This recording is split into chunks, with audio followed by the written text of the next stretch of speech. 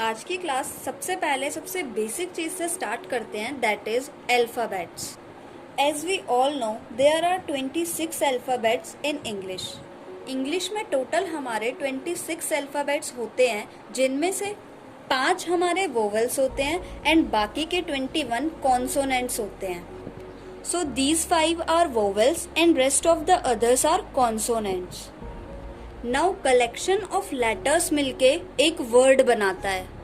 इसी तरीके से कलेक्शन ऑफ वर्ड्स मिलकर के सेंटेंसेस बनाते हैं। So we can say collection of words which make a sense is called a sentence. शब्दों का एक ऐसा समूह जिसका एक सही मीनिंग निकल रहा है, उसे सेंटेंस कहते हैं। अब सेंटेंसेस के टाइप्स देख लेते हैं। सेंटेंसेस के बेसिकली 5 टाइप्स होते हैं। So the first one is assertive. Assertive के 2 टाइप्स होते हैं, पहला अफर्मेटिव एंड दूसरा नेगेटिव। उसके बाद सेंटेंसेस का सेकेंड टाइप है imperative sentences, third interrogative sentences, fourth exclamatory sentences and last fifth is optative sentences. पांचों के बारे में हम अभी डिटेल में पढ़ेंगे। अब सबसे पहले एसेरेटिव सेंटेंस। अब सबसे पहले एसेरेटिव सेंटेंसेस क्या होते हैं? अ sentence that make a statement. ऐसा सेंटेंस जो कोई एक स्टेटमेंट बता रहा हो। नाउ एसेरेटिव सेंटेंस के भी 2 टाइप्स होते हैं। So first is affirmative sentence. Affirmative sentences क्या होते हैं? A statement that says something positive. ऐसी स्टेटमेंट जिस सेंटेंस से हमें कुछ पॉजिटिव चीज दिख रही हो। For example, she is a good girl. वह एक अच्छी लड़की है।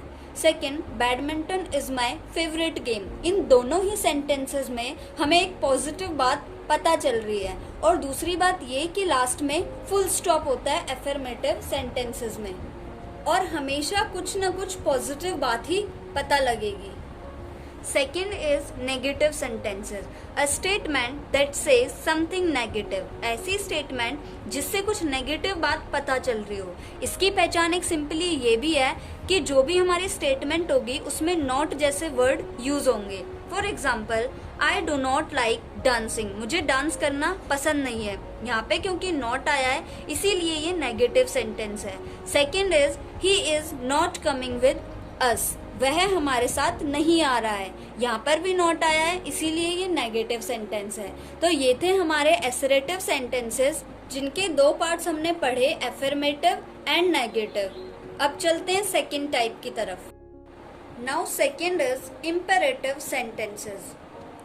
अ sentence that expresses some order, command, prohibition, advice और रिक्वेस्ट। ऐसा सेंटेंस जिसमें हमें इन 5 चीजों में से कोई भी एक दिखाई दे, इसका मतलब वो इम्पेरेटिव सेंटेंस है। 5 के एक एग्जाम्पल देख लेते हैं। So first is order. ऐसा सेंटेंस जिसमें हमें कोई ऑर्डर दिखाई दे, जैसे कि हैंड्स अप। Second, command. जब कोई कमांड देता है किसी को तो वो भी इम्पेरेटिव सेंटेंसेस में ही आता है, जैसे कि टीचर स्टूडेंट्स को कहती है seat properly. Third is prohibition. Prohibition means किसी चीज को करने से मना करना जो कि गलत है। For example, don't pluck flowers. फूल मत तोड़ो। Fourth is advice. किसी को भी एडवाइस देना, जैसे कि माइंड योर ओन बिजनेस। अपने काम से काम रखो। Fifth is request.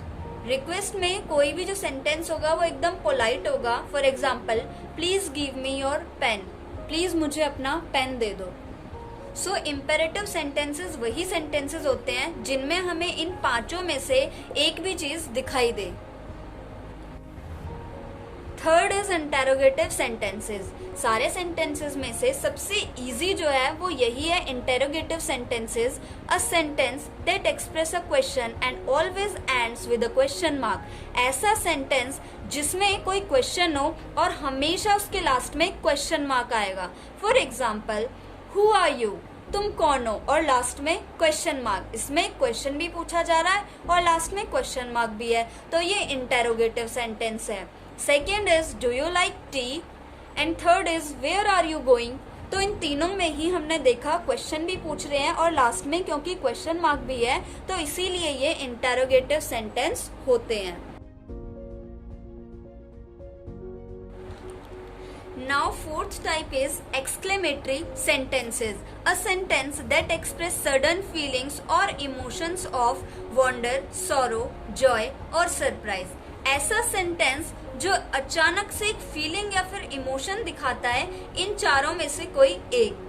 वंडर मतलब चौंक जाना, सॉरो मीन्स दुख वाला, जॉय हैप्पीनेस वाला और सरप्राइज मतलब आश्चर्यचकित हो जाना।